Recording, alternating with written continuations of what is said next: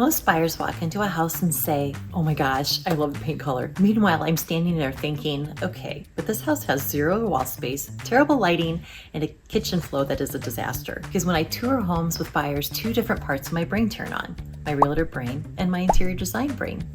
And trust me, they notice very different things. Sometimes I'm standing there smiling and nodding, while my brain is quietly redesigning the entire house. So today I'm sharing 10 thoughts I notice when I walk through a home with both brains running. The first thing I notice is the direction the home faces. This determines how natural light moves through the house throughout the day. South-facing spaces feel brighter and warmer most of the year, while north-facing rooms can feel darker and cooler. And as a designer, that even changes which paint colors will actually work. Next, I start looking at the windows, not just how many there are, but where they're placed. Sometimes a house has windows on every wall, which sounds amazing, until you try to place the furniture and realize there's nowhere to put anything. And suddenly your couch options are basically the middle of the room. Another thing I always watch for is the natural drop zones.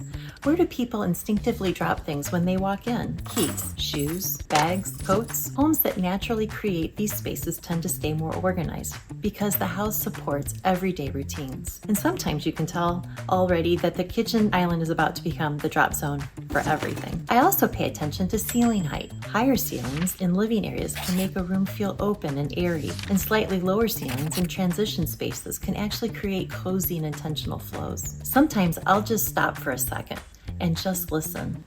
Can you hear traffic?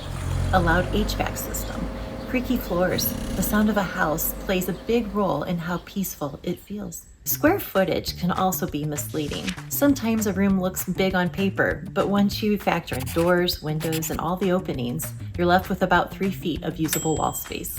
And that's where the TV, the couch, and the bookshelf are all supposed to go. I also like to do something I call the sightline test. Stand at the front door and look into the house. What do you see first? The best homes usually have a natural focal point, maybe a fireplace, large windows, or a view into another space.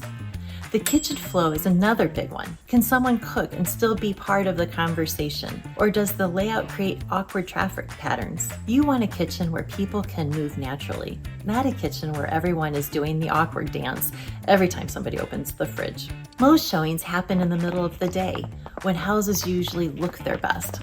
But I'm always imagining what the house feels like in the morning, in the evening, and during the darker months of winter, because natural light changes everything. And finally, does the house have good bones? Nice layout, natural light, window placement, and flow. Those things matter far more than cosmetic finishes, because the paint can change, lighting can change, even the floors can change. But moving walls, well, that's when things start getting expensive. Some of my favorite houses are the ones buyers walk into and say, "I'm not sure about this one." And I'm standing there thinking, oh yes, this one has potential. And honestly, helping buyers see that potential is one of the parts of this work I enjoy the most. If you found this helpful, make sure to subscribe for more home buying and design insights. And if you're currently house hunting, I'd love to hear from you.